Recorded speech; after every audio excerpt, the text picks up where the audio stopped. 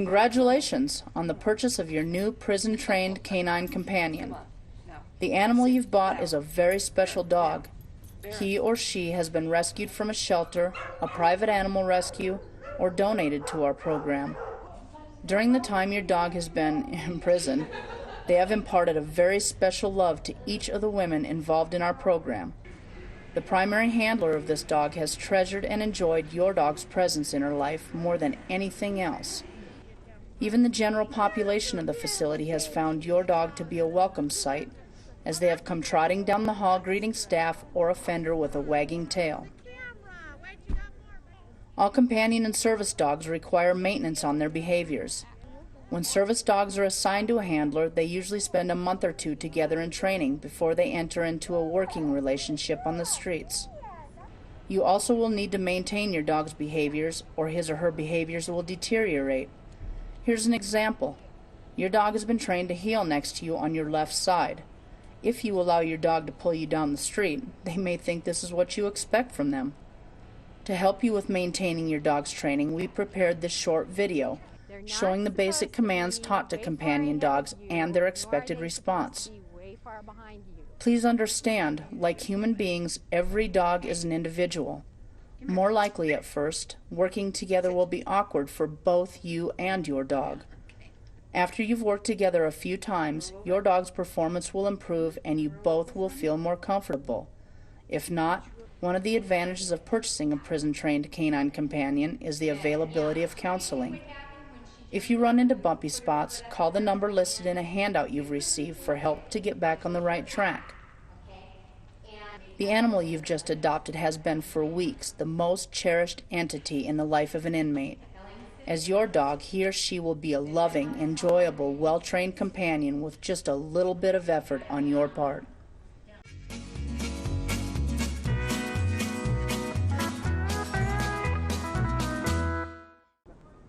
The last several weeks, your dog has been training at this facility. To help you to take the best advantage of his training, there's a few ground rules I need to lay, and those are to use the same basic commands that we've been using and develop 3 tones of voice to work with the dog, okay? The 3 tones of voice that I need for you to think about developing are a praise tone of voice, which is high-pitched and pleasant in intonation. What a good dog! That's a way. It doesn't make any difference what you say. It's the intonation that counts. The second tone of voice that I need for you to think about developing is a command tone of voice. The command tone of voice is very conversational.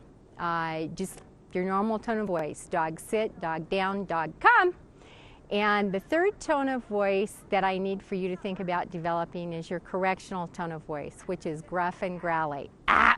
And we use ah as our negative command. It corrects all negative behaviors.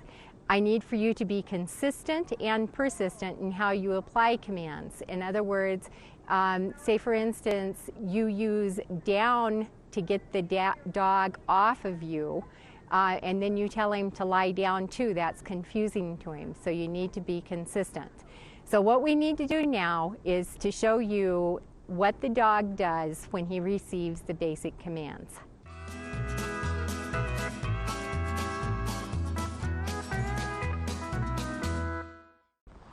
Okay, so for sit, what I'm going to do is I just tell the dog to sit. Take a step forward, Mike. Mike, sit. Good. He's really good at this one. Mike, sit. Good boy. And see, I can praise him after he does it, both physically and verbally. All right? If he had not sat when I ask him to sit, I would lift up on the collar or give it a brief little pop. I'd give him a verbal correction, ah, and then I would have put him there. So it's something like this. Come here. Mike, sit. And he's good on his sit. Okay? Pop up and a verbal correction, and then touch him if I had to. Come here, Mike. Mike, sit. And I just reach back and touch him to get him to do the sit.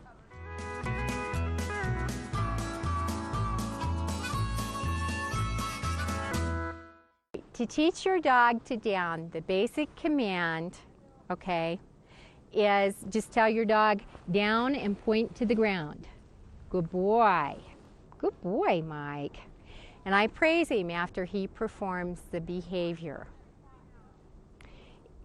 Very basic, and if he would not go down for some reason, what I do, I just tell the dog again, ah, and I pop down and a little bit forward. Okay, Mike. Good boy. Mikey, sit. And I'm going to kind of trick him a little bit here. Good boy. Only Mike tricked me. If he had not gone down, what I'd do is I'd pop down and forward like this and just tell him to go down.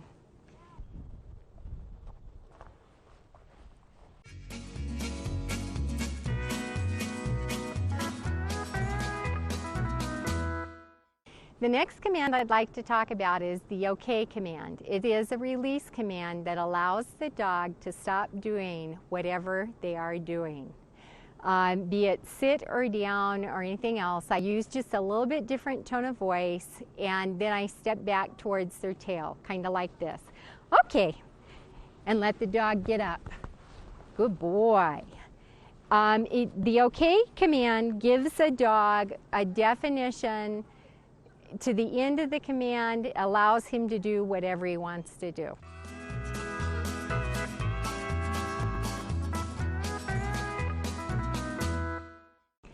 The next command that we're going to talk about is the heel command. When a dog is heeling, they are to heel right next to you, okay? They're not supposed to be way far ahead of you, nor are they supposed to be way far behind you, right next to you. These dogs have all been trained to heel on the left-hand side. And sit when you stop, Mike, heel. You'll notice I use the command heel in conjunction with his name, okay? I say his name first because it's an attention-getting device, and then the command heel. If he lags, I'll give him just a little bit of a pop forward. Mike, sit. Good. If he gets way far ahead of me, I would pop him back.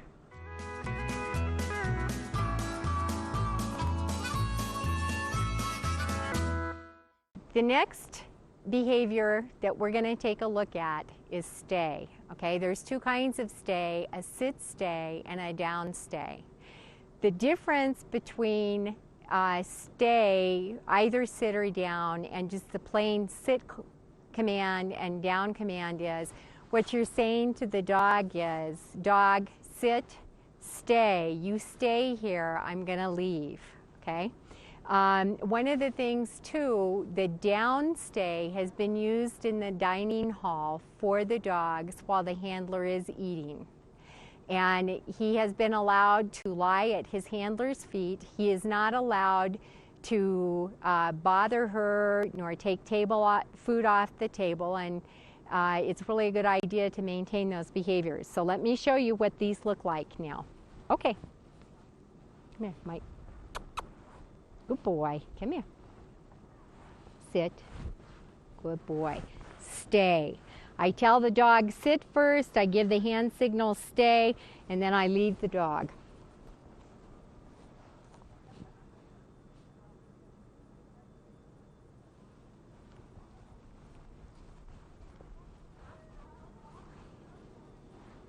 Good boy. Yes, good man. Okay. And he's allowed to get up. For down stay, sit. Ah, thank you. Mike, down. I put him in the down position. I tell him stay, and I leave the dog.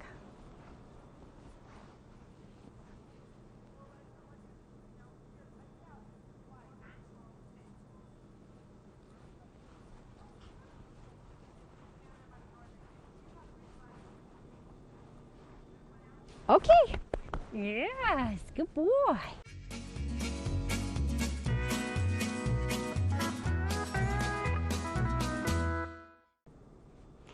The next behavior that we're going to talk about is the come, which is an extension of the sit stay and the down stay.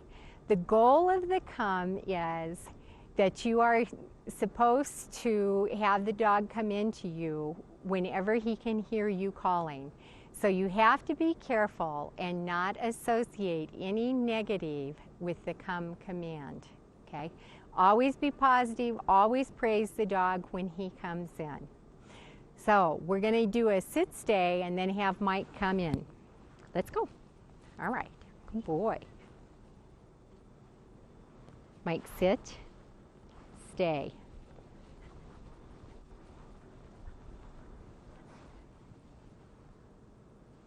Mike, come.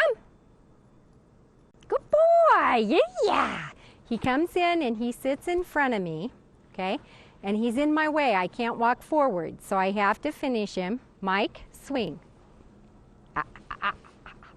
Get up here. Sit. Good boy, yes, all right. I move him over to the left-hand side. Let me do that from the opposite direction so you can see what it looks like. Okay.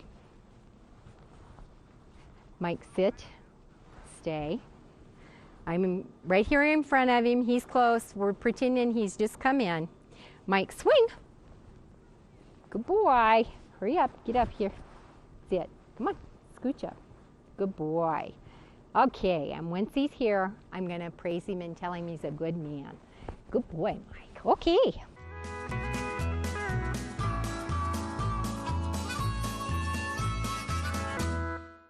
The next command we're going to talk about is the wait command. And the purpose of the wait command is for the dog not to go busting through the door before you do. This is what it looks like. Mikey, heel. Mike, sit. Wait. Okay.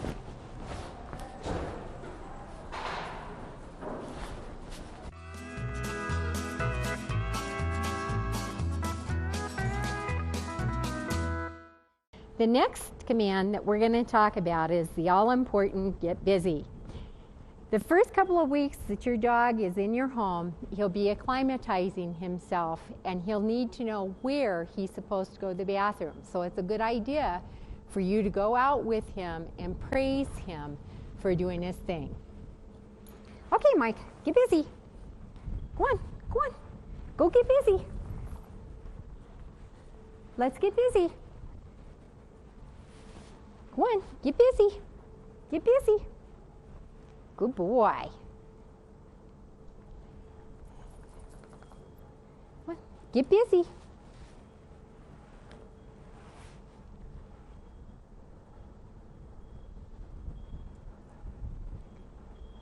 Get busy. Hurry up.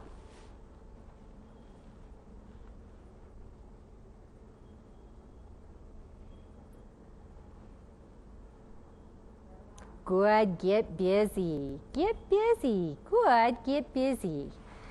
Now, if you'll notice, Mikey did walk around and sniff until he found his spot. Lots of dogs, and as a matter of fact, most dogs will do that. They will go around and find their spot. If, by chance, your dog would happen to go to the bathroom in the house and you catch them in the act, be sure and associate a pretty good with it when you catch the dog doing it, and then pick the dog up and take him outside and praise him for doing his thing at the spot that he's supposed to. And it's really important to clean up with a vinegar and water solution. I use half white vinegar and half water. The acid in the vinegar negates the pheromones in the urine that calls the dog back there to do their thing. Within a few days of being in your home, your dog ought to get the point of where he's supposed to go.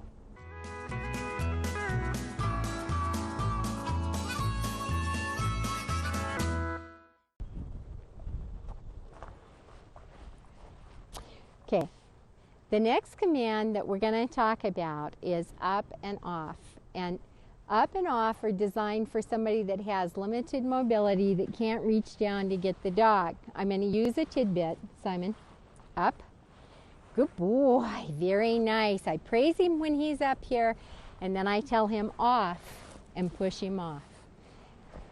Good boy. That's the up and off. We've been through and shown you the basic commands that your dog uses, and I'd like to emphasize to you to please be consistent and persistent in how you apply those commands.